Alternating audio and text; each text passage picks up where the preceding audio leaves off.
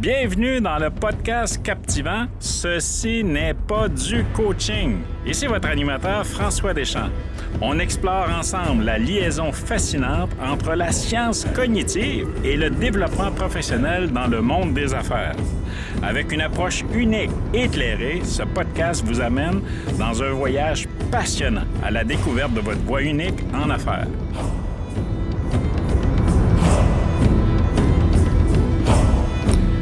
Bonjour et bienvenue à Ceci n'est pas du coaching. Donc, un podcast qui revient mois après mois avec des invités différents, hommes, femmes, qui ont à partager de leur vécu, de leurs compétences, de leurs connaissances pour votre bénéfice. Vous qui êtes entrepreneur, gestionnaire, dirigeant, RH en entreprise, donc ce podcast s'adresse directement à vous et on espère que vous allez continuer d'aimer et d'apprécier le contenu et de le partager comme de raison parce que depuis quelques semaines, depuis quelques mois, on voit vraiment une augmentation, un achalandage et je tiens ce matin à vous en dire un très grand merci du profond de mon cœur. Donc aujourd'hui, on a le plaisir de recevoir Vincent Fournier. Donc, Vincent Fournier, qui est un conférencier international, Vincent qui est aussi auteur de best-sellers, Vincent qui est un stratège d'affaires. Vincent accompagne depuis plus de 30 ans des personnes dans le domaine des affaires à atteindre leur cible en termes de croissance, de développement, d'accomplissement, de réalisation. Il accompagne les gens à faire mieux et à atteindre des objectifs, on sait qu'en entreprise, tout le monde a des objectifs, mais des objectifs très souvent qui sont très ambitieux. Avec lui, on va parler de développement des affaires, on va parler d'expérience client, on va parler d'expérience employée certainement aussi, de vente relationnelle. Et la vente relationnelle, ça prend une dimension très importante aujourd'hui dans toute la transformation que nous vivons dans l'économie actuelle. Donc, comment faire pour bâtir des liens solides à l'intérieur et à l'extérieur de nos entreprises, de nos organisations? Vincent Fournier, bonjour et bienvenue. Salut François, merci de l'invitation. Bien, c'est un plaisir. Puis écoute, dans tout ton parcours, Vincent, il y a beaucoup de choses qu'on va essayer de condenser parce qu'on a une heure, là. Parce qu'on pourrait parler pendant 2-3 heures. Possiblement. OK, parce que résumer 30 ans, bien, je le sais, là, j'ai fait 30 ans dans le domaine des services financiers, c'est difficile à résumer. Exactement. Difficile à résumer. Donc, quand on regarde ton parcours, il y a beaucoup de variétés. Ouais. Tu sais, tu as touché à différents éléments qui t'ont amené aujourd'hui dans le rôle que tu es, donc principalement conférencier, stratège, puis tu accompagnes des gens là, en affaires. Oui. Donc, y a-tu un point, un dénominateur commun entre tous ces éléments-là qui font que tu es aujourd'hui dans ce rôle-là? Bien, la première chose que je dirais, c'est que tous ces points-là ont été pour moi des points d'intérêt, mais je me suis rendu compte au fil du temps, parce qu'honnêtement, durant le parcours, c'était peut-être pas aussi clair que c'est rendu aujourd'hui, mais je me suis rendu compte que tout ça était directement en lien avec ce que je voulais apporter aux autres. C'était beaucoup plus ça. Une qualité, oui, de me réaliser mes intérêts, de voir qu'est-ce que je peux faire, mais aussi de saisir certaines opportunités qui peut arriver. Moi, j'ai étudié en communication, mais finalement, je me suis retrouvé à travailler 20 ans de ma vie dans le domaine financier. Donc, c'est un peu comme ça que les choses se sont faites, mais je me rends compte que mes décisions ont toujours été prises par le fait que je veux aider les gens à mieux faire et que tout ce point-là, que ce soit en vente, que ce soit en expérience client, que ce soit en stratégie d'affaires, j'ai vraiment un sens de vouloir contribuer, de vouloir aider les autres à réussir. C'était pareil dans ma jeune enfance. J'ai été énormément impliqué au niveau du sport et rapidement, je me suis impliqué au niveau du coaching. Donc, ça a toujours fait partie de moi. Te donnerais-tu une étiquette de missionnaire? Oh non, pas tant que ça. Je dirais pas un missionnaire, mais j'aime beaucoup. Le mot missionnaire, pour moi, est probablement trop fort, mais le côté plus contributif. Une de mes valeurs profondes est d'être capable de contribuer. Contribuer aux autres, mais contribuer également à un bien commun, à une possibilité plus grande d'avoir à réussir à faire sa trace, à faire sa marque. Oui, je pense que c'est important de faire sa trace, puis aussi de laisser une trace. Oui, de laisser une trace, oui. Parce que, tu sais, dans les interventions que tu fais, OK? On en a parlé l'autre jour, là, on était en train de déjeuner ensemble, mais il y a un impact très grand là où tu passes aussi, là, parce que les gens, dans les enseignements, dans les apprentissages, dans les partages que tu fais, bien, les gens là, ils te donnent du feedback, ils te donnent du retour. Là. Oui, ils me donnent du retour, puis c'est ça le but aussi, être conférencier. Mon message, je veux qu'il porte, je veux qu'il crée un impact, je veux qu'il réussisse à faire en sorte que les gens adoptent une partie de mon message, parce que je sais que ça peut pas faire l'unanimité, tout ce que je dis. J'en suis totalement conscient. Mais avec le temps, j'ai réalisé une chose. Être conférencier, moi, mon travail, c'est de faire en sorte qu'il y ait au moins une personne dans la salle qui dise « Hey, ça me touche » et que ça crée un impact dans sa vie et qu'il le mette en action. Et là, moi, ma mission est réglée à ce niveau-là. Ouais. Mais oui, effectivement, j'ai beaucoup de commentaires de gens qui viennent me voir pour me donner « Ah, ben ça me parle, ça me fait du bien. » Beaucoup de témoignages également. Je suis très reconnaissant et dans la gratitude d'être capable d'avoir ces retours-là. Je te comprends. On n'est pas dans les mêmes créneaux, là, mais on touche à une clientèle qui s'apparente, là, mais ça fait une différence. Puis aussi, mais écoute, de provoquer une réaction chez les gens pour faire une prise de conscience. Pour moi, c'est la porte d'entrée. De toute façon, tu ne peux pas évoluer, tu ne peux pas grandir, tu ne peux pas changer, tu ne peux pas t'améliorer dans la vie si tu ne prends pas conscience de ce que tu es. Oui. C'est impossible. C'est la porte d'entrée. Oui, tout à fait. Donc, tu viens de passer sur un petit point. Tu dis que tu as travaillé dans le domaine des services financiers, donc Banque Laurentienne, RBC, Promutuelle. Donc, tu as eu l'occasion, dans cette étape-là de ta vie, OK, de toucher beaucoup au domaine des affaires, de la finance également, mais de l'humain. Ah, énormément. OK? Puis ça, j'aimerais que tu m'en parles, que tu nous en parles, que tu nous partages. Qu'est-ce que tu as appris le plus dans ces expériences-là, dans tes relations humaines, au-delà des relations d'affaires? Bien, ma réponse pourrait être extrêmement simple. J'ai appris que faire des affaires, c'est une question de relation. Je pourrais arrêter là. Ouais. Et on se comprend bien, là. Je suis pas en train de dire de manipuler pour avoir des relations. Oui. Je parle absolument pas de ça. Je parle tout simplement du fait que faire des affaires, même si aujourd'hui on a l'intelligence artificielle qui arrive, même si on voit beaucoup plus les achats en ligne, même si on voit beaucoup plus la part de la technologie, l'humain a toujours un rôle prépondérant dans ce qui va arriver. La transaction peut se faire de façon automatisée, mais la fidélisation, la relation, la croissance va toujours passer par un humain. Ouais. Donc, on quitte, je trouve, depuis quelques années, le mode transactionnel pour se diriger davantage vers un mode relationnel. Et c'est là où moi, je me suis rendu compte que c'est le côté relationnel. Comme je le disais tout à l'heure, j'ai étudié en communication. Pour moi, interagir avec les gens, communiquer, vulgariser, fait partie, je crois, de certaines de mes forces.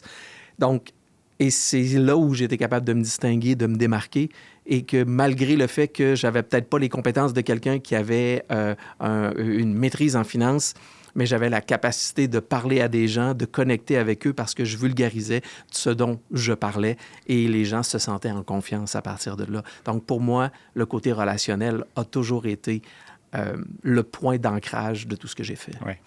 Et je ne sais pas si tu es comme moi, mais si tu vois qu'on a un retour du balancier.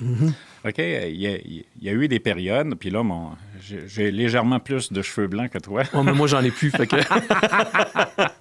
mais à quelque part, quand on regarde ce qui se passait, tu sais, les années 50, 60, 70, tu sais, il y avait une proximité au niveau des relations humaines à l'intérieur des entreprises avec la clientèle qui était plus grande. Après ça, il y a eu, comme je dirais, une déshumanisation. Ouais. La déshumanisation, on parlait de transactionnel, tu sais, des choses qui étaient beaucoup plus factuelles. Okay? Même au niveau des écoles, de l'enseignement, on est allé vers de la technologie. On a dévalorisé les emplois manuels. OK? Puis là, aujourd'hui, c'est un retour du balancier parce que aujourd'hui, moi, je dis que dans les années 70, il y avait des gens comme ça puis des emplois comme ça. Exact. Là, aujourd'hui, on est à l'inverse. Oui. Donc, le relationnel, là, puis en lien avec ce qu'on est en train de discuter, comment tu vois cette importance-là du relationnel de revenir en entreprise pour, je te dirais, solidifier les liens avec les employés, avec les clients, puis aller plus loin? Parce que là, il y a la technologie qui est là, qui pousse, l'intelligence artificielle, bien entendu. OK? Mais je pense que tout de suite, dans cette ère qui est une ère de transformation, le cas échéant où on ne prend pas attention au relationnel, je pense qu'il y a des enjeux très importants. J'aimerais t'entendre là-dessus. Bien, je vais débuter avec une statistique que j'ai vue dernièrement, que j'ai trouvée extrêmement intéressante. qui fait en sorte qu'on constate actuellement qu'il y a, mondialement parlant, plus de 80% des entreprises qui aujourd'hui utilisent l'intelligence artificielle. De ça, le récent Forum économique mondial a dit que d'ici 2030, pas 2050, 2030, 39% des compétences actuelles seront obsolètes. Oh, wow. Et de l'autre côté, il y a une montée incroyable de gens qui veulent transiger avec des humains. Ouais. On a une certaine polarisation qui se crée. Tout ce qui se passe au niveau technologique, selon moi, sera une révolution. On voit l'intelligence artificielle arriver à un rythme incroyable. Je pense qu'on ne peut pas freiner. C'est un tsunami. Je pense qu'on ne peut pas le freiner. Notre rôle, c'est de l'utiliser. Mais à partir de là, tout ce qui est le côté connexion, côté communication, côté humain, c'est beaucoup plus le côté relationnel qui va venir gagner. Et je me rends compte que les gens recherchent cela de plus en plus. Et on le dit, hein, on va embaucher sur des compétences, mais on va souvent congédier sur des attitudes, oui, sur des comportements. Donc, tout ce volet-là est important. Et c'est ce que j'appelle, moi, le leadership relationnel. Parce que du leadership, à la base, c'est de l'influence. Donc, quand c'est de l'influence, la machine a bien beau être là, c'est pas la machine qui va influencer. La machine, elle va te donner un angle, elle va te donner un positionnement, elle va te donner une réponse. Mais la réalité et la réussite de tout ça, c'est ce que tu vas faire avec. Oui. Et ce que tu vas faire avec, c'est l'humain. Et donc, pour moi, ce côté humain-là, il prend de plus en plus de place. On le voit. Et pour moi, il y a un volet nécessaire qui s'appelle la connexion humaine. Et on le revoit de plus en plus, comme tu dis. On parle depuis quelques années au niveau de réseaux sociaux, de communautés. Bien, c'est en train de se créer beaucoup plus fort, je crois. Oublions les réseaux sociaux par rapport à la communauté, mais je pense que le volet communauté, le volet relationnel, quand tu connais quelqu'un, c'est beaucoup plus facile de faire confiance que de faire confiance à une machine qui te dit une réponse. Cela étant dit, je dis pas que la machine, ce qu'elle dit, c'est pas bon, mais je dis juste qu'à quelque part, comment tu vas l'exécuter, comment tu vas le faire, ça prend un humain et ça prend de la connexion humaine. C'est bien. Peut-être que tu as déjà entendu cette expression-là. Quand j'ai commencé à travailler dans le domaine des services financiers, on me disait « qui tu connais est plus important que ce que tu connais ». Ça ne veut pas dire que c'est pas important d'avoir des connaissances, mais le relationnel, OK, puis la manière dont tu entretiens ton relationnel te permet de rester, bien entendu, actif, vivant et dynamique à l'intérieur de ton marché. Et je vais même aller plus loin, vivant, dynamique, mais c'est ça qui bâtit des relations. Ouais. C'est ça qui crée de la fidélisation. C'est ça qui crée ces connexions-là, qui fait en sorte que, tu deviens une ressource importante. Ouais. Et cette ressource importante-là crée de la confiance. Et on le sait que la confiance, c'est le ciment des relations, mais c'est le ciment des affaires. Donc, souvent, on a travaillé, souvent, en vente, tu peux vendre. On est tous capables de vendre. Tout le monde vend. On est tous capables de vendre. On vend à tous les jours. Tout le monde vend. On vend à tous les jours. On vend le film qu'on va aller voir avec notre gang de chums. On vend le restaurant auquel on va aller manger avec notre conjointe. Et je dis souvent en blague, on vend le brocoli à nos enfants qui doivent manger parce que c'est bon pour leur santé. Ouais. On vend tous. Mais pourtant, oh mon Dieu, moi, vendre, j'haïs ça. Mais en réalité, on vend tous à tous les jours. Ouais. L'enjeu n'est pas de vendre aujourd'hui. L'enjeu est de savoir revendre. Parce que c'est là que se crée la fidélisation. Puis on le sait que la fidélisation... Et le fait que le client décide de revenir, c'est là qui est le volet gagnant. Et pour ça, entre vendre et fidéliser, on n'a pas le choix d'avoir, encore une fois, une connexion humaine, une relation. Avant d'aller dans ce que tu fais aujourd'hui, j'aimerais savoir, OK, parce que là, tu as un parcours avant. Là. On parlait RBC, Promutuel, tantôt Banque Laurentienne, la Laurentienne. Ouais. Donc, à quelque part, à quel moment il y a eu un déclic chez toi pour dire, OK, j'ai vécu ce que j'avais à vivre dans ce créneau-là, et là, maintenant, aujourd'hui, j'ouvre mes œillères, j'ouvre mes yeux, là, puis je tends l'oreille, puis je m'en vais dans cette direction-là. Ce que tu fais aujourd'hui. Quel était le déclic? En toute transparence et humilité, j'ai pas eu de déclic. T'as pas eu de déclic? On m'a provoqué. Et je vais l'expliquer. Le déclic, c'était un peu comme, excusez-moi l'expression très québécoise, un 2x4 dans le front. À l'époque, j'étais chez Promutuel. Je dirigeais la ligne d'affaires en services financiers en assurance de personnes. Et on vivait une croissance importante. Qui faisait en sorte qu'on avait des enjeux de liquidité pour supporter la croissance. Comme dans n'importe quelle entreprise, à un moment donné, avoir une croissance, on a besoin de certaines liquidités pour pouvoir supporter le tout. on n'avait pas nécessairement tous les liquidités nécessaires pour le faire. Donc, on a une discussion au niveau de l'exécutif, je parle au chef de la direction, et finalement, je décide de déposer un plan de match en fin de compte, de modification de comment on fonctionne, en disant, on pourrait peut-être aller chercher un partenaire pour supporter notre croissance et l'entreprise. Accepté par le conseil d'administration, tout va bien. On avance. Je pilote tout. On rencontre des due diligence, etc. Là, je ne rentrerai pas dans les détails, c'est pas nécessaire. Mais un matin, mon vice-président exécutif m'appelle et me dit « Vincent, viens me voir dans mon bureau, on a un deal. » Et là, je fais « Ah, bizarre, c'est parce que... » J'ai rien demandé. Je n'étais pas au courant. Qu'est-ce qui se passe? Comment ça, je ne suis pas au courant? Et finalement, pour faire une histoire courte, on m'annonce que la division, elle est vendue. OK. Alors, j'ai dû mettre tous mes employés à la porte. J'avais une quarantaine d'employés administratifs qui relevaient directement de moi et tous les représentants qui étaient sur la route et qui étaient dans les différentes sociétés mutuelles ne relevaient pas directement de moi, mais fonctionnellement avaient quand même un lien avec moi auquel on a dû malheureusement tout leur dire « ça ne fonctionne plus », à moins que tu fasses encore de l'assurance vie où on le faisait. Ça a été une étape charnière dans ma vie. Ça a été difficile parce qu'on ne vendait pas le cabinet de services financiers était vendu. Donc, c'est le cabinet qui a été vendu. Mais la société de fiducie que je pilotais, elle, c'est les actifs qui ont été vendus. Ah. Alors, on a dû transférer petit bout par petit bout. Donc, j'ai dû rencontrer mes employés. J'ai rencontré, exemple, je te rencontrais François. Je disais, bonjour François, merci d'avoir travaillé pour moi. Ça va terminer vendredi. Et là, j'allais voir, je disais, Marie-Madeleine, pour toi, aujourd'hui, j'aurai besoin de toi jusqu'au mois de mars. Et là, je me retournais, puis j'allais voir Jacques. Puis là, je disais à Jacques, moi, j'ai besoin de toi jusqu'au mois de décembre. Ça demande l'engagement, ça demande de l'influence, ça demande un certain leadership pour faire en sorte que tout puisse continuer. Et ça a duré à peu près 2 ans. Et après ça, je me suis retrouvé... C'était le seul employé que l'entreprise conservait. OK. Et je me suis retrouvé dans un poste qui était plus un titre honorifique qu'un véritable poste. Plus beaucoup de défis. Et concours de circonstances, je me suis retrouvé dans le bureau d'une psychologue industrielle qui m'a fait passer des tests psychométriques, dont le test des talents de Gallup, qui est un test aujourd'hui qui m'est extrêmement cher et que moi, j'utilise beaucoup avec mes clients et qui, à force de discuter avec elle, me dit « Vincent, tu as de l'expérience en vente, en marketing, en service à la clientèle, en finance, en stratégie d'affaires, en planification financière. Moi, je pense que tu as tous les outils pour être capable d'accompagner des entreprises à optimiser leur performance. » C'était pas du tout sur mon radar. Mais à partir de là, ça a ouvert une fenêtre d'opportunité pour moi. Et j'ai fait, oui, c'est ce qu'il faut que je fasse. 6 mois après, c'était terminé. Et ça fait 15 ans aujourd'hui que je suis à mon compte. C'est l'histoire. Ah, c'est intéressant. C'est vraiment intéressant. Puis c'est l'histoire, mais en même temps, ça t'amène aujourd'hui, OK, parce que là, tu as développé ton expertise basée sur du vécu, mais de nouveaux apprentissages qu'on va parler tantôt ici, là. Ouais. OK?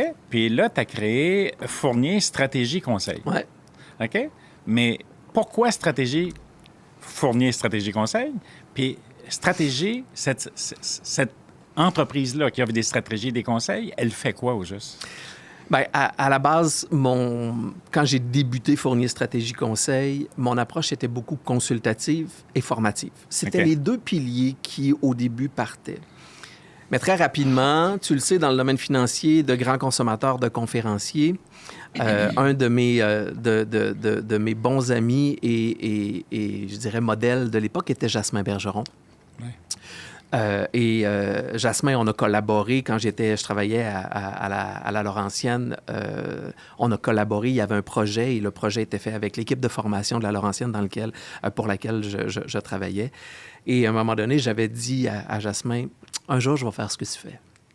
Ah, ouais. Et quand je suis parti à mon compte, j'ai débuté et je me suis dit, peut-être que ça pourrait être quelque chose.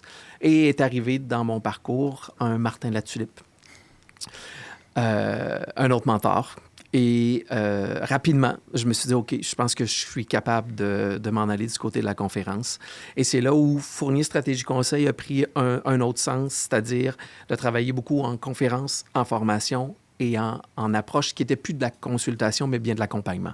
Et je me permets de dire que je ne fais pas de coaching. Je n'ai pas de titre de coach. Ouais. Pour moi, c'est important. Je sais que tu as un titre de coach. C'est sûr que c'est facile de dire on coach et je comprends très, très bien. Mais moi, je ne m'approprie pas ce titre-là. Je fais de l'accompagnement stratégique. Mais je fais aussi de l'accompagnement en leadership et en gestion.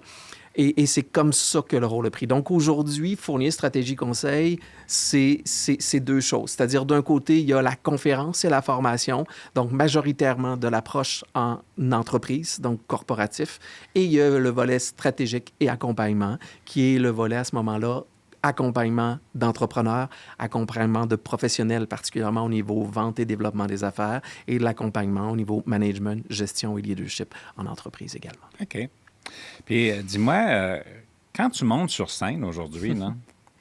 Puis que tu prends la parole, ouais. Quelle mission t'habite? Quelle mission t'anime à l'intérieur de ton rôle, de ton statut de conférencier?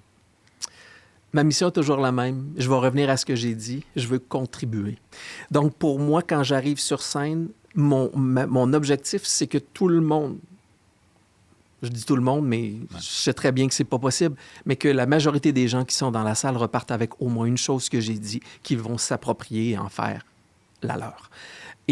Ou ne serait-ce que de dire « Ah, ça vient me valider dans ce que moi je fais. » Et c'est ça ma mission. Ma mission, je veux pas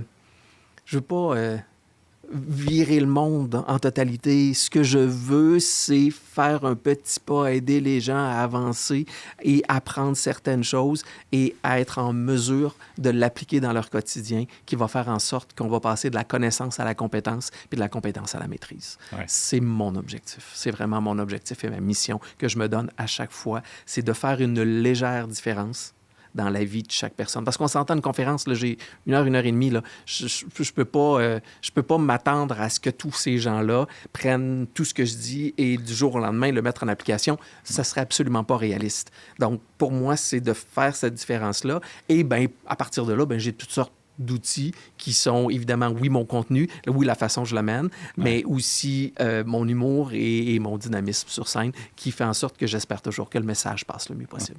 Et oui, et ça prend de l'humour, ça prend des storytelling aussi, là, pour que les gens accrochent. Là.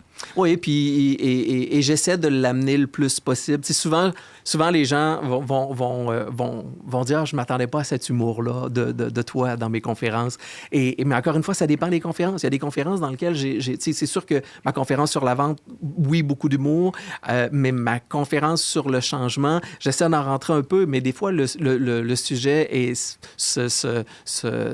moins approprié pour être en mesure de rentrer de l'humour. Mais il y a toujours une partie de storytelling. On va toujours raconter des histoires. Et j'essaie toujours...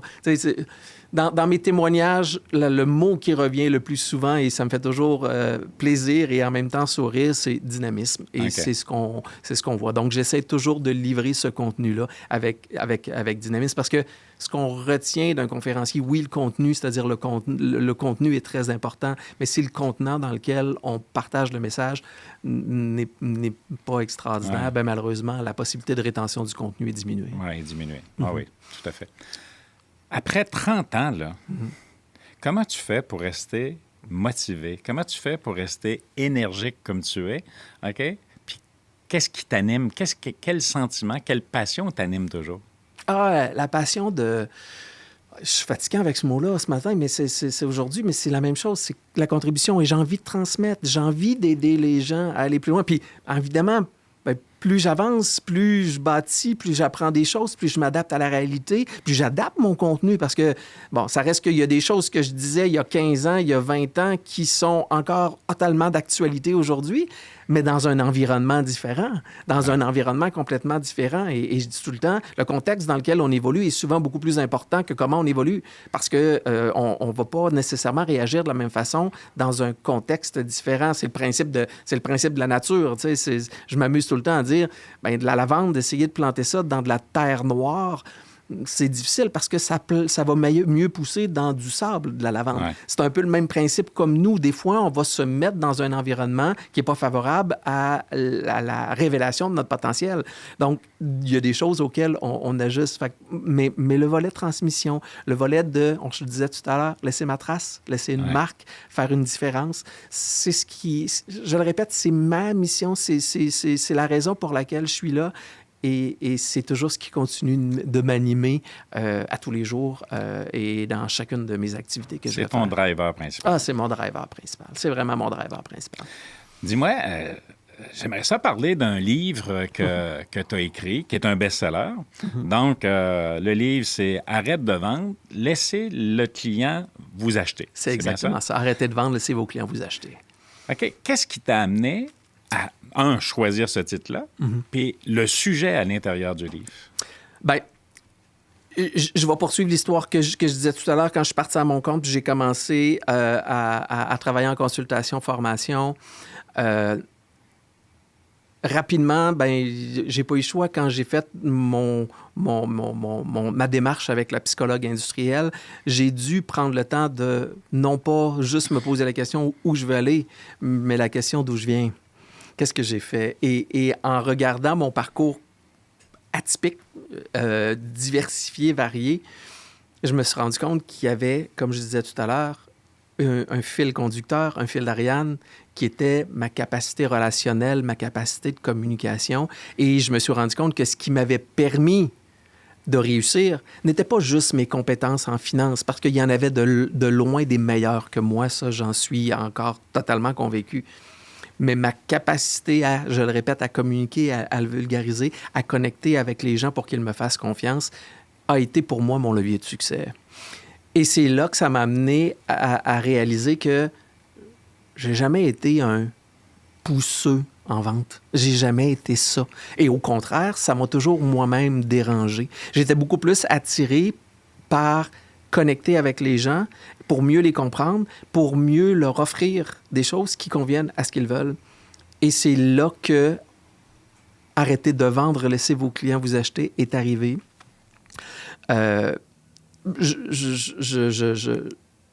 J'avais entendu des phrases similaires dans mon parcours, mais ça a pris tout son sens quand j'ai pris cette connaissance-là et je me suis dit, OK, mais qu'est-ce qui, pour moi, a fait la différence?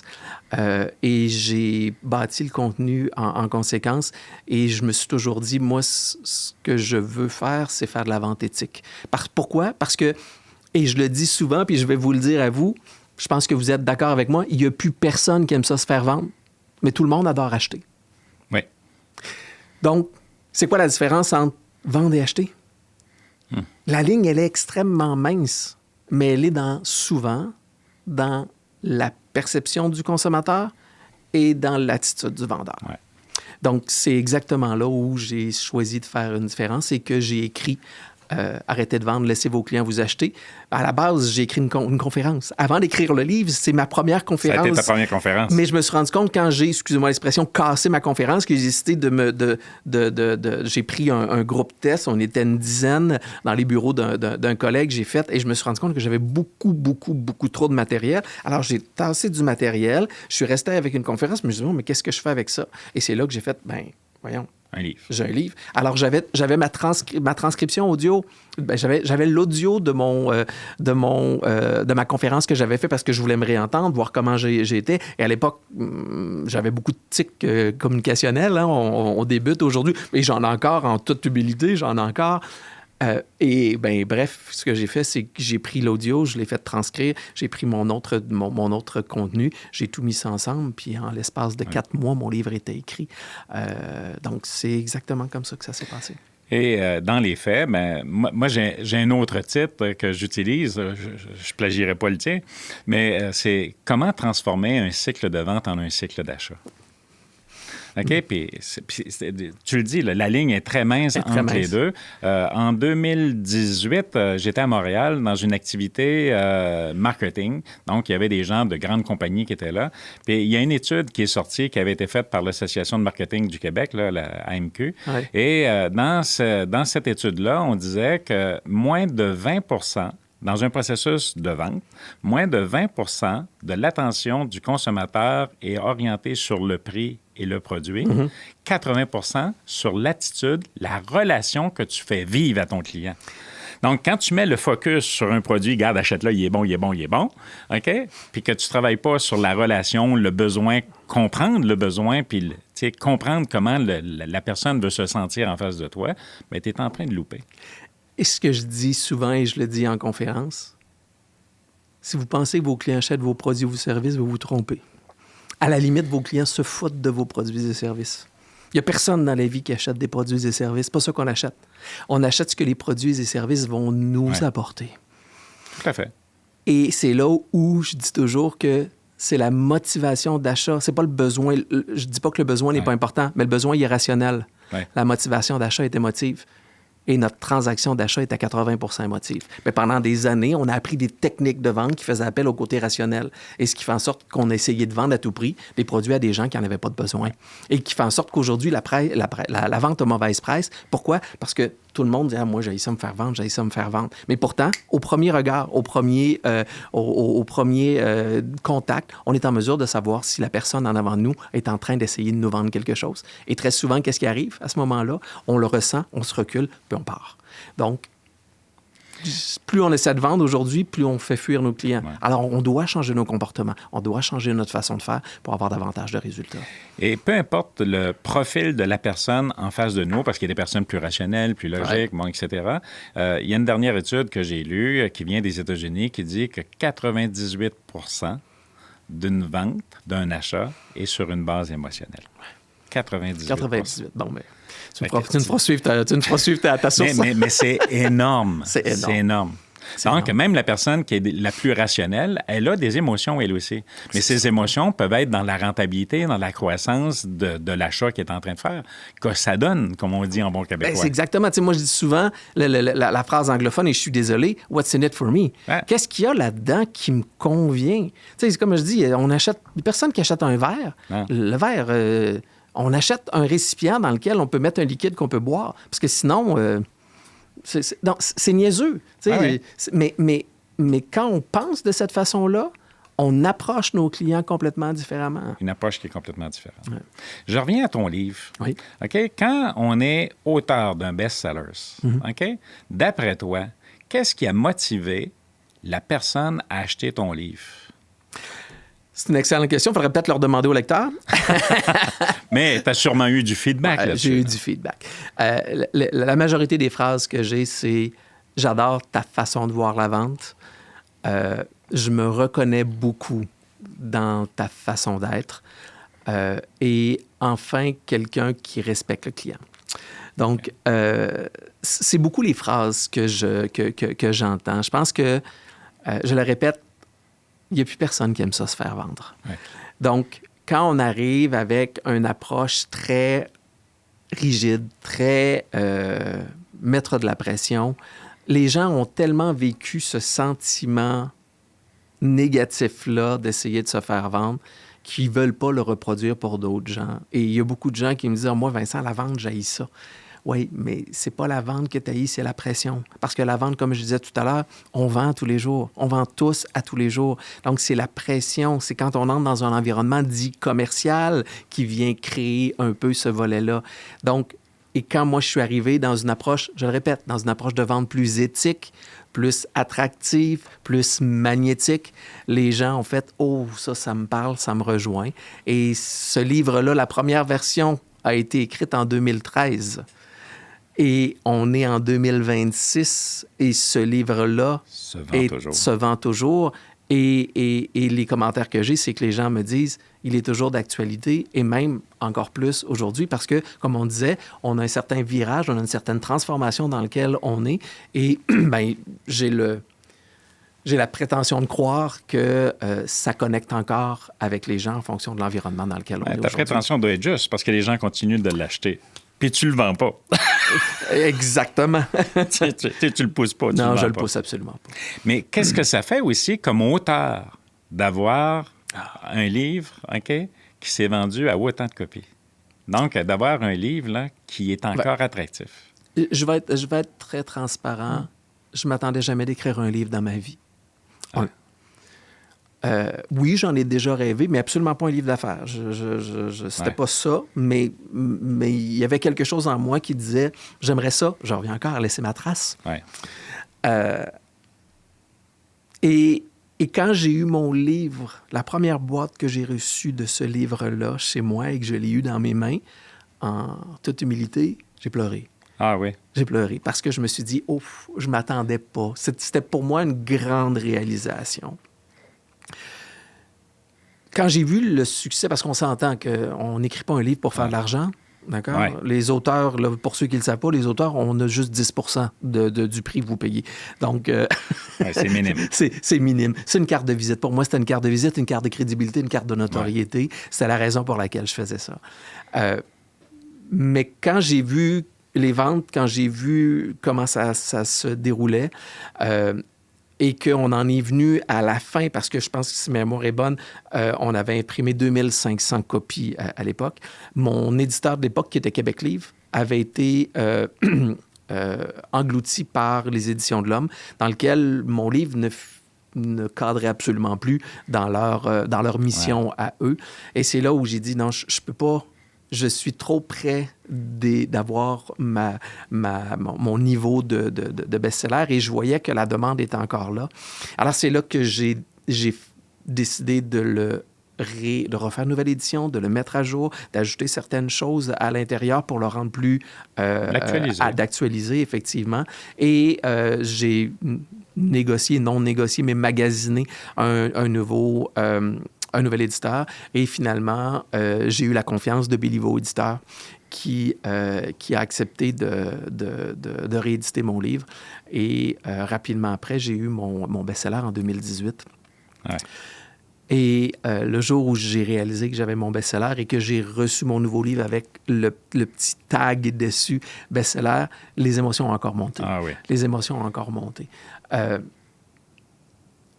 Je suis tout le temps partagé dans ces émotions-là. Il y a une émotion qui est une grande fierté, un peu similaire à quand j'ai eu mon livre pour la première fois dans les mains, mais aujourd'hui, avec le titre de best-seller et le fait qu'il continue d'avoir un intérêt, j'ai un sentiment de gratitude extrêmement profond de tous ceux qui ont acheté mon livre et les commentaires que je peux recevoir encore aujourd'hui. Et surtout que tu ne l'as pas fait avec cette intention-là. Absolument pas. OK? Donc, ça, c'est du bonbon. Là. Oui, c'est du bonbon. Puis c'est flatteur, c'est valorisant. Oui, effectivement. Le message, je reviens sur le message de relationnel, d'humain que tu prêches là, depuis plusieurs années. Non? Ouais. Ça confirme que ça a sa place. Ben, merci. Ça a sa place.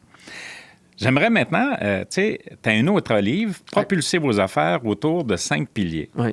OK? Puis la question que je me pose, puis qu'on va partager, OK? Donc, d'après toi, quel est le pilier auquel tu fais allusion dans ce livre-là? Quel est le pilier qui fait le plus défaut dans ce que tu peux percevoir auprès des entrepreneurs, des entreprises aujourd'hui?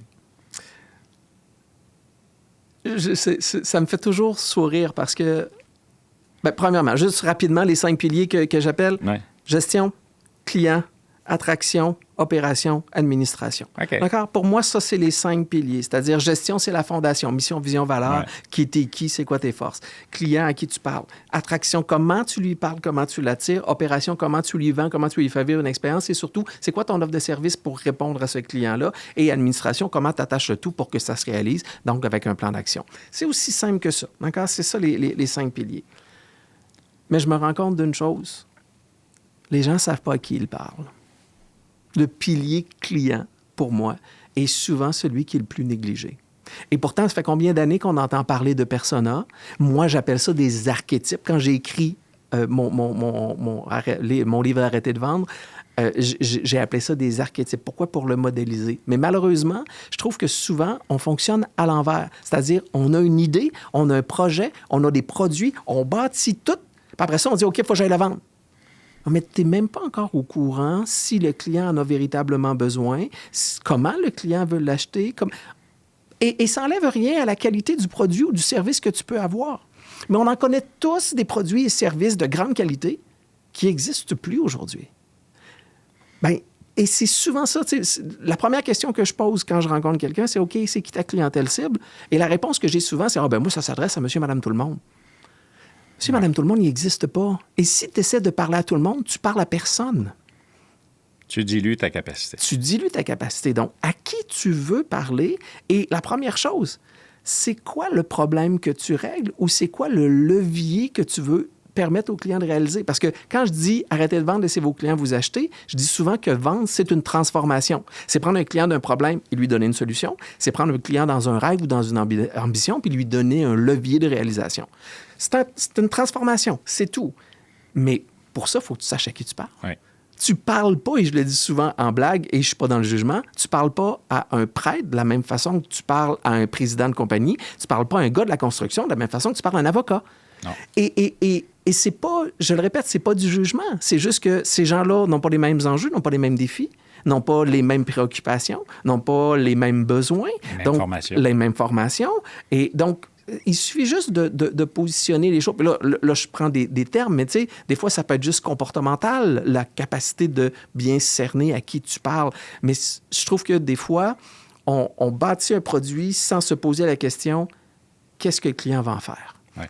Et souvent, si on débutait par là, c'est pour ça que moi, l'offre de service est toujours dans le 4e pilier, c'est-à-dire dans l'opération. Les gens me disent, comment ça arrive juste là? Parce que ta job, c'est de répondre aux enjeux, aux défis, aux ambitions de ton client.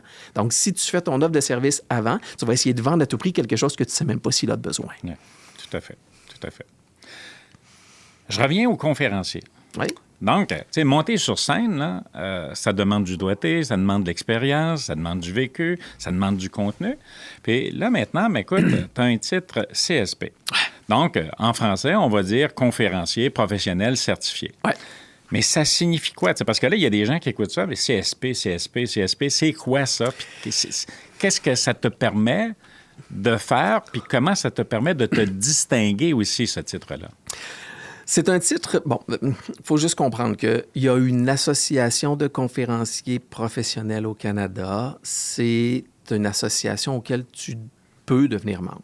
C'est pas une obligation, c'est pas tous les conférenciers qui souhaitent de joindre cette association-là.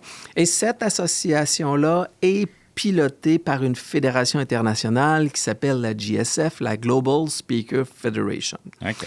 Dans ce regroupement-là, il y a plusieurs pays à travers le monde, dont les États-Unis. Et les États-Unis ont développé une certification de conférencier professionnel. Ils ont fait ça il y a quelques années. Pourquoi? Pour crédibiliser et faire en sorte de travailler à ce qu'on développe une certaine, je vais reprendre leur mot, une certaine élite des conseillers. Okay. Des conseillers. Et ce titre-là s'appelle le CSP. Donc, c'est un processus, c'est pas un examen, c'est pas une certification, tu passes un examen, c'est pas une certification dans lequel tu dois répondre à des questions. C'est absolument pas ça. C'est un processus qui est tout de même assez rigoureux, qui requiert un minimum d'intervention, plus de 250, 250 interventions en public, en conférence, au courant des 10 dernières années. Un minimum de revenus générés comme conférencier par année pendant 5 ans. Des témoignages clients qui vont confirmer ta valeur comme conférencier, un examen d'éthique, une observation d'éthique et des vidéos que tu dois transmettre, des vidéos sans aucun montage.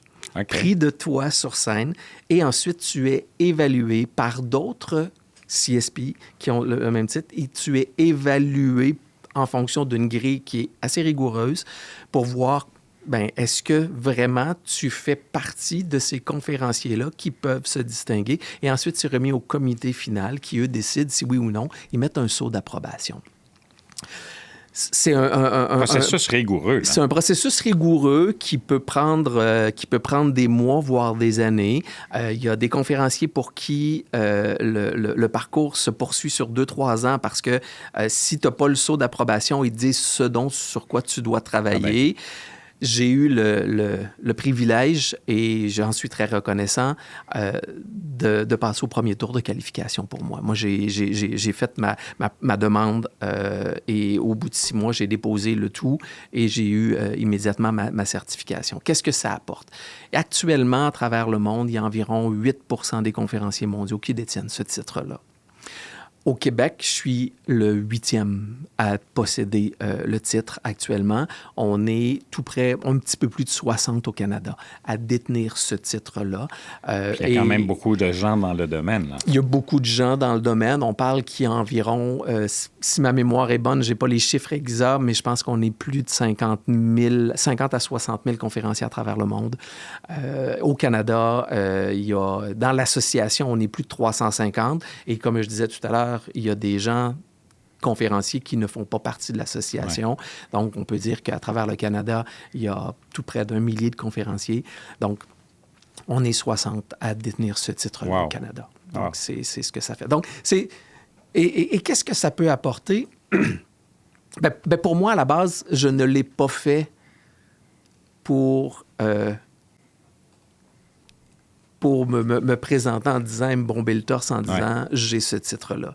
C'était une démarche personnelle, encore une fois, auquel je ne m'attendais jamais à réaliser dans ma vie quand le petit bonhomme, j'avais quand même 40 ans, mais il y a 15 ans, quand j'ai dit « Ah non, moi, je me pars puis j'essaie de faire de la conférence », je savais que ce titre-là existait. J'en rêvais un peu, mais j'y croyais pas. Ouais. Et pourtant, ben, à un moment donné, j'ai fait « Oh, t'as peu, qu'est-ce qu'il y en est? » Et ça se fait. Donc, c'est vraiment beaucoup un parcours personnel. C'est un jalon pour moi de réalisation. Mais qu'est-ce que ça peut apporter? Bien, c'est un peu comme si un comédien recevait un trophée, un Oscar, puis de dire, ben voici ton travail. Et bon, et c'est comme ça que je le prends. Et aujourd'hui, ben je peux me permettre de porter le titre. Donc, qui est quand même, auprès de mes clients, certains gages de crédibilité, de notoriété et de qualité. Également, mais tu es impliqué, je crois que tu es toujours impliqué au niveau de l'Association des conférenciers professionnels. Oui. OK? Mais cette implication-là, là, comment ça vient répondre à un besoin chez toi, puis qu'est-ce que ça t'apporte? Cette association s'appelle CAPS, la Canadian Association of Professional Speakers. C'est une association pan-canadienne dans laquelle il y a ce qu'on appelle des chapitres. Donc, il y a le chapitre de CAPS, ça s'appelle CAPS, donc CAPS Québec, où j'ai été impliqué effectivement sur le conseil d'administration. Pardon. Et aussi où, en 2023, j'ai été le président désigné du congrès qui avait lieu à Québec, ma ville. Donc, c'était pour moi un grand, grand bonheur. Qu'est-ce que ça m'apporte? Ça m'apporte de faire partie d'une communauté de gens qui partagent les mêmes valeurs et les mêmes ambitions dans le même environnement. Parce qu'on s'entend, je vais être très transparent, être conférencier, c'est un métier un peu particulier. Hein? C'est un métier un peu particulier que je peux comparer des fois un peu au métier d'un humoriste, que je peux comparer un peu des fois à un métier d'artiste, parce que il y a une notion de ce côté-là, mais en même temps, on travaille dans le domaine des affaires et pour certaines personnes, ben c'est difficile. Et le modèle d'affaires, ben est particulier également. On n'est pas tous, souvent, on est des travailleurs autonomes ou des micro-entreprises. Donc, le modèle est plus difficile à comprendre. De me retrouver dans un groupe comme celui-là qui a les mêmes ambitions, qu'on se comprend, on n'a pas besoin d'expliquer pendant des heures qu'est-ce qu'on fait parce que tout le monde est là pour les mêmes raisons. C'est réconfortant. Mais surtout, ce que ça m'apporte, c'est la capacité de faire partie d'une... Et je sais qu'on va utiliser beaucoup ça, là, mais de faire partie d'une grande famille. Ouais. OK? Les gens peuvent peut-être penser que, ben, parce que je suis conférencier, que si je rencontre un autre conférencier, on ne se donnera pas de trucs parce qu'on ne veut pas se faire voler nos clients. C'est totalement le contraire. Totalement le contraire. Je n'ai jamais vu un groupe de gens qui avaient autant de générosité et autant de capacité à vouloir aider l'autre. Et évidemment, ça correspond directement à mes valeurs. Donc, j'ai été impliqué beaucoup à ce niveau-là. Je suis moins impliqué, honnêtement, je suis moins impliqué. J'ai pris, après le congrès qui m'a demandé beaucoup de temps, j'ai pris un petit recul. Je reviens tranquillement où je deviens, bientôt, on a un nouveau programme qu'on va diriger et je deviens un des membres pilotes du programme francophone à travers le Canada et également, possiblement, ce programme-là sera extensionné à l'Association française également. Donc, je deviens un tout petit peu un porte-étendard de la marque et de l'association dans le milieu francophone. Ouais. Puis je vois chez toi aussi, là, OK, cette curiosité t'animer, t'habiter, OK? Puis d'être ouvert, de partager et de recevoir aussi du partage. Oui. Et je trouve ça important parce que, tu sais, très souvent, il y a des profils de personnes qui vont apprendre, ils vont avoir des types d'enseignements, puis après ça, bien, c'est comme s'ils ferment la porte sur l'ouverture. Pourtant, les marchés s'ouvrent, tout s'ouvre. Il n'y a rien de statique, tout est évolutif. Donc, comment tu expliques cet élément-là de curiosité chez toi puis de soif d'apprendre? Bien, je parlais de mes talents tout à l'heure avec Gallup, tout ça. Bon, rapidement, mon talent principal, c'est la maximisation, c'est-à-dire d'aider les autres à être meilleurs et à être excellents. Donc, on s'entend que c'est directement ma mission. Mon deuxième, c'est un talent stratégique. Et mon troisième, c'est un talent studieux. Ouais. C'est-à-dire, j'ai besoin d'apprendre. Pour moi, apprendre, c'est vital. J'ai une capacité d'apprendre, j'ai une curiosité, j'ai une soif d'apprendre. Mais j'ai aussi une capacité de prendre certaines choses et de l'ajuster et de le mettre à ma sauce. Et c'est souvent ce que je vais dire. Tu sais, je suis rarement un vendeur de recettes toutes faites. J'haïs les recettes toutes faites. Pourquoi? Parce qu'une recette toute faite, exécutée par quelqu'un qui n'a pas les mêmes forces et les mêmes compétences que toi, ça ne donnera jamais le même résultat. Jamais. Ouais. Donc, et même, je dis aux gens, faites attention quand les gens vous parlent de recettes, posez-vous la question, est-ce que ça me convient? Parce que des recettes toutes faites, pour moi, ça me... Ouais. Les oreilles me frisent, comme disait ma mère. OK? Ouais. Donc, c'est vraiment ça. C'est vraiment de ce volet-là qui, pour moi, apprendre fait partie de ma nature. J'ai besoin d'apprendre, je continue d'apprendre. J'aurai toujours cette humilité-là et cette vulnérabilité-là de dire, ben j'en ai encore à apprendre. Et quand j'arrive en formation, quand j'ai des gens devant moi, la première chose que je dis, c'est « Vous avez le droit de remettre mes propos en doute. C'est pas parce que j'ai écrit un livre best-seller, c'est pas parce que j'ai écrit un deuxième livre, c'est pas parce que j'ai un titre de CSP, c'est pas parce que je suis en avant de vous, et pas parce que j'ai des diplômes que j'en connais plus que vous, c'est pas vrai. Et que j'ai la vérité infuse, absolument pas. Ça se peut très, très bien que ce que je dise ne vous convienne pas. Parlons-en, voyons ce qu'il y en est. Puis à la limite, si on s'entend pas, c'est parfait, mais c'est sûr qu'on va en discuter. Mais non, j'ai pas la vérité infuse et je ne tends pas à l'avoir non plus, mais j'aime apprendre, j'aime connaître des nouvelles perspectives, j'aime voir des gens évoluer, voir comment moi je peux peut-être prendre ce qu'ils ont fait et l'amener dans mon propre contexte, dans mon propre environnement, dans mon propre offre de service pour être en mesure d'être meilleur pour mes clients. Oui, puis, tu sais, bon, je comprends très bien, là, puis je te rejoins d'ailleurs, tu sais, je pense que peu importe le rôle qu'on occupe, coach, conférencier, consultant, on n'a pas la prétention de la vérité absolue. Non. OK? Puis d'amener des contradictions ou de susciter des contradictions, ça amène des discussions, des échanges, des débats, puis ça permet d'aller plus en profondeur.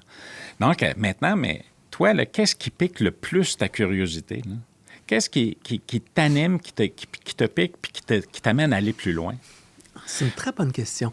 Je dirais... ce qui pique ma curiosité très, très souvent, c'est de voir comment les gens vont exploiter leurs forces et comment ils peuvent les amener à un niveau supérieur. On va voir, je vais prendre un exemple concret. Jasmin Bergeron. Oui. Jasmin Bergeron a un talent humoristique incroyable sur scène. Et il est capable d'user de ce talent-là et de rire de lui d'une façon incroyable qui amène énormément une connexion avec le public. Je vais aller comparer avec un Martin Latulippe qui a aussi une humour, mais son humour est complètement différent, plus contextuel par rapport à ça, mais plus des fois dans la prise de conscience et en mettant en relation des choses que nous faisons, mais par ces histoires, on prend une prise de conscience et on rit un peu de nous, on rit un peu jaune. Donc, ça pique ma curiosité de voir comment les gens sont en mesure de prendre des outils de coffre à outils qu'ils ont et d'être capable de les exploiter correctement. Moi, ça me fascine. Et de voir des gens, comment ces gens-là peuvent se distinguer en faisant certaines choses, c'est pour moi... c'est ce qui fait l'unicité des gens. C'est ce qui fait... Tu sais, je dis souvent, mettez vos forces de l'avant, parce que moi, j'ai jamais entendu quelqu'un dire « Moi, chérie, je t'ai marié à cause de tes faiblesses. » Tu sais, c'est un peu ça. C'est une grande curiosité pour moi de reconnaître les forces des gens et voir comment ils les exploitent, comment ils sont capables de les exploiter. Ça m'amène à moi vouloir me dépasser, à utiliser mes forces différemment et à m'inspirer de ces gens-là. C'est beaucoup, beaucoup ça. Je suis en constante curiosité dans ce sens-là. On a parlé beaucoup dans notre entretien là, d'expérience client, de relationnel. OK? Hormis tout ce qu'on a discuté, qu'on a pu partager, là, y a-tu un élément que tu perçois actuellement dans l'économie actuelle, OK, qui est un maillon faible au niveau des entreprises d'une façon générale dans la façon de gérer leurs relations clients? Bien, c'est sûr que la pandémie est venue ébranler les colonnes du temple. Il y a des gens qui ont su en profiter. Oui. Il y a des gens qui l'ont subi. Puis il y a des gens qui se sont laissés subir la pandémie. Ouais. Je n'entrerai pas dans ces détails-là. Ce que je réalise aujourd'hui, c'est que on réalise que le niveau de service à la clientèle dans les entreprises n'a pas la même rigueur qu'il avait auparavant. Et je ne veux pas rentrer dans le jugement. C'est pas une question de jugement. On prend juste à quel point les visios, les rencontres virtuelles sont venues un peu démocratiser la façon dont on s'habille aujourd'hui. On a juste à regarder à quel point le monde des affaires, c'est... comment je dirais, c'est donner un petit peu plus de liberté. Hein? Moins guindé. Moins guindé, beaucoup moins par rapport à ça. Mais en même temps, je pense qu'il y a un effet pervers à tout ça, pas à l'habillement, mais il y a un effet pervers où je réalise que le niveau de service et l'attention du service, je trouve qu'elle a perdu un peu de sa qualité et de sa rigueur. Et je le dis souvent, c'est parce que si tu n'as pas de client, tu n'as pas de business. Non. Donc, je dis pas que le service à la clientèle n'est pas bon, mais je dis que par moment, je trouve qu'on veut niveler par le bas, c'est-à-dire on veut faire le strict minimum juste pour s'assurer que c'est correct. Tandis qu'on pourrait juste faire un petit geste en fonction de ce que nous voulons pour nos clients, en fonction de qui sont nos clients, en fonction des forces de l'organisation.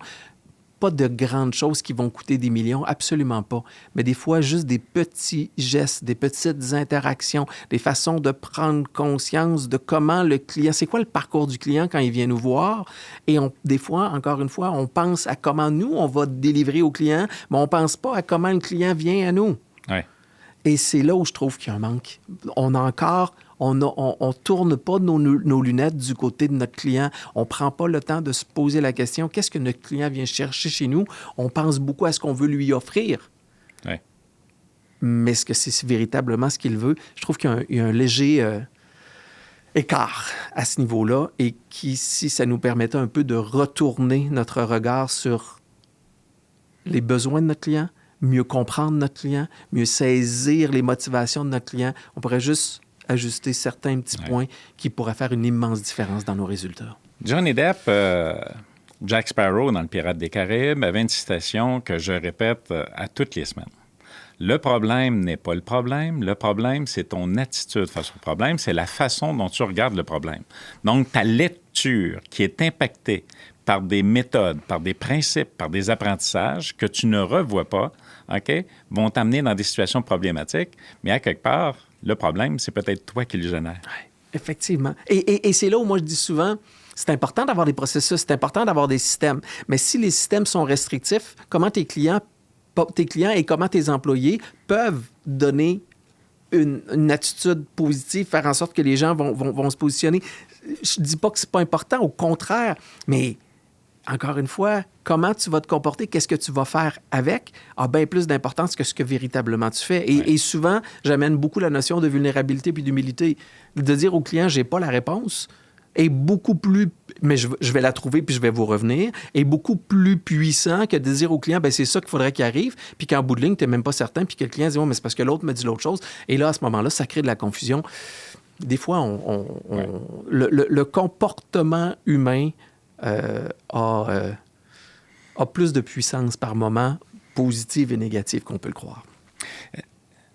Là-dessus, une dernière question pour toi. Ouais. Quelle est je dirais pas le problème, là, mais quelle est l'erreur la plus fréquente que tu vois en matière de relations clients, OK, de relationnel avec tes clients en entreprise actuellement? Je vais revenir un peu à ce que je disais tout à l'heure. On essaye beaucoup de faire des choses comme on nous a dit de le faire. Ouais. On essaye beaucoup de dire « Hey, ça a fonctionné chez eux, on va le faire chez nous. » On rentre beaucoup dans « Voici comment nous, on va travailler. » Je trouve que malheureusement, on ne se pose pas suffisamment la question de ce que notre client veut ressentir. Et deuxièmement, comment nous, on peut mettre nos forces à contribution. Je le répète, nos forces, c'est ce qui nous distingue. Je dis souvent, plus on va se distinguer, plus on va se démarquer. Plus on va se démarquer, plus on va se faire remarquer. Plus on va se faire remarquer, plus les gens vont se mettre à nous rechercher. Et plus les gens vont se mettre à nous rechercher, plus les gens vont nous acheter. Ouais. Mais si on essaye d'être comme tout le monde, comment on va se distinguer? Et qu'est-ce qui nous permet de nous démarquer? C'est nos forces. Donc, juste de se poser la question, qu'est-ce que l'on fait de bien que les autres ne font pas? Déjà en partant, c'est un grand point. Puis la deuxième question, qu'est-ce que l'on fait comme toutes les autres, mais qu'on pourrait légèrement améliorer, qui pourrait nous permettre de nous distinguer? Tout ça dans l'esprit de dire, qu'est-ce que notre client va en retirer? Si on se pose ces questions-là, je suis convaincu qu'on est capable de, je le répète, de lever quelques clés intéressantes qui peuvent faire une immense différence. Arrêtons de penser à le gros stunt marketing incroyable qui va nous amener du monde. Le problème, c'est que des fois, le stunt marketing, les gens vont venir et on n'est pas capable de les garder par la suite. Ouais. On est peut-être mieux de monter un peu plus tranquillement, d'être beaucoup plus conscient de ce que notre client veut et faire en sorte qu'à un moment donné, on fidélise davantage. Et ces gens-là, les clients fidèles, qu'est-ce qu'ils vont devenir? Ils vont devenir des ambassadeurs. Donc, c'est là où on va aller travailler davantage. Donc, c'est ce que j'ai envie de dire aux gens. Travaillez, connaissez vos forces, connaissez qu'est-ce qui vous distingue et exploitez-les, s'il vous plaît. Écoute, c'est très intéressant, mais là, notre entrevue tire vraiment à sa fin. Mm-hmm. Écoute, tu as partagé avec beaucoup de passion, beaucoup d'authenticité aussi, les éléments qui t'ont motivé, qui t'ont animé. Maintenant, là, pour le bénéfice des gens qui nous regardent, là, okay, qui sont en entreprise, puis ils travaillent fort, ils travaillent dur, puis ils n'ont pas nécessairement les résultats qu'ils souhaitent avoir. Okay? Quels conseils tu pourrais leur offrir, suggestions, okay, pour réaligner ou s'aligner en fonction de l'économie actuelle, okay, puis donner un élan, un souffle nouveau dans leur organisation? Bien, c'est certain que on va revenir sur le relationnel, ouais. Sur le lien entre ce que vous êtes et ce que le client veut. J'ai envie de leur donner un exercice à faire. Un petit exercice bien simple. J'appelle ça l'exercice de la transformation. C'est simple. Je le disais tout à l'heure, vendre, c'est une transformation. Alors, vous allez prendre une feuille de papier, vous allez tirer une ligne entre les deux. Vous allez mettre avant et après. C'est simple, hein, déjà jusqu'en partant. Avant, vous allez mettre tous les problèmes que quand les clients viennent vous voir, ils viennent pourquoi? C'est quoi les problèmes? C'est quoi l'état? C'est quoi leurs ambitions? C'est quoi leurs aspirations? C'est quoi leurs rêves? Quand ils viennent vous voir pourquoi. D'accord? Ça, c'est la première chose. Puis dans le après, vous allez dire non pas ce que vous leur apportez en frais de produits et services. Je vous le répète, clients se foutent de vos produits et services. Mais qu'est-ce que vos produits et services peuvent leur apporter? C'est-à-dire, s'ils ont tel problème, c'est quoi la solution que vous pouvez l'apporter? Et c'est des bénéfices qu'on va avoir. Je vais vous dire une chose, là. On consomme tous pour 2 raisons primordiales et fondamentales. Juste 2 raisons. Il y a 2 déclencheurs principaux qui nous fait acheter. Plus de plaisir ou moins de douleur. Exact. C'est tout. C'est tout. Alors, c'est ça l'exercice. Avant, c'est quoi les problèmes qu'ils ont, c'est-à-dire les douleurs qu'ils ont?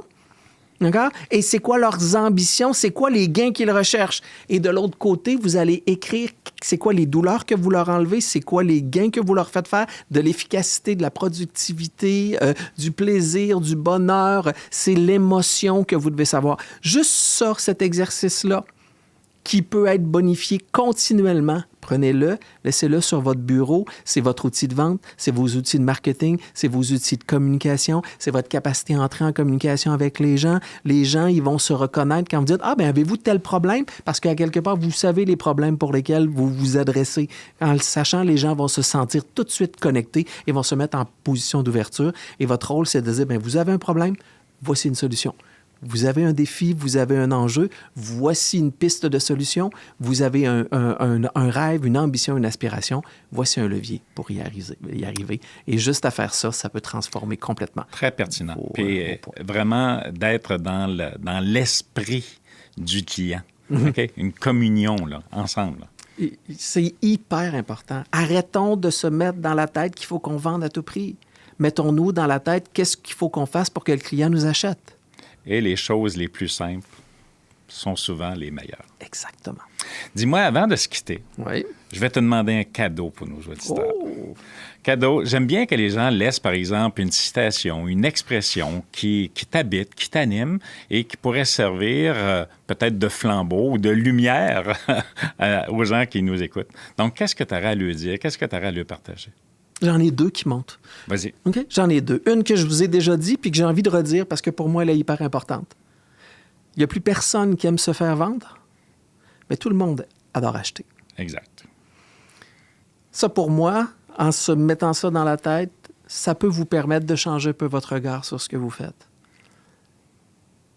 Mais celle qui m'habite, qui est en lien avec ma mission, qui, j'espère, va inspirer des gens, qui va permettre à certaines personnes de faire le pas, de faire une modification, de s'ajuster à l'environnement dans lequel on est, parce que tout va vite, tout va très, très vite aujourd'hui.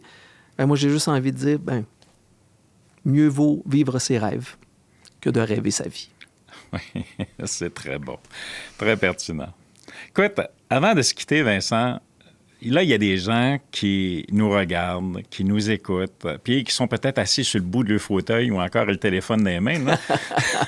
Mais quelqu'un qui veut te rejoindre, qui veut discuter, échanger avec toi, peut-être regarder aussi pour différentes options de services, de rencontres, de consultations. Donc, on fait quoi pour te rejoindre? On fait comment pour te rejoindre? Il y a plusieurs façons. Plus simple, vincentfournier.ca. Mon site Internet. En arrivant là, vous avez vraiment la possibilité de me rejoindre très facilement. Sinon, je suis à peu près sur tous les réseaux sociaux. Profil LinkedIn, Vincent Fournier, optimisateur de performance, maximisateur d'excellence. Vous allez me trouver à ce niveau-là également. Sinon, je vous donne mon adresse courriel. C'est vraiment compliqué. Vous allez voir Vincent @vincentfournier.ca. Simple. Vous n'avez pas besoin de le prendre en note. Je pense que vous l'avez en tête sans aucun problème. Ça me fera plaisir. Écrivez-moi.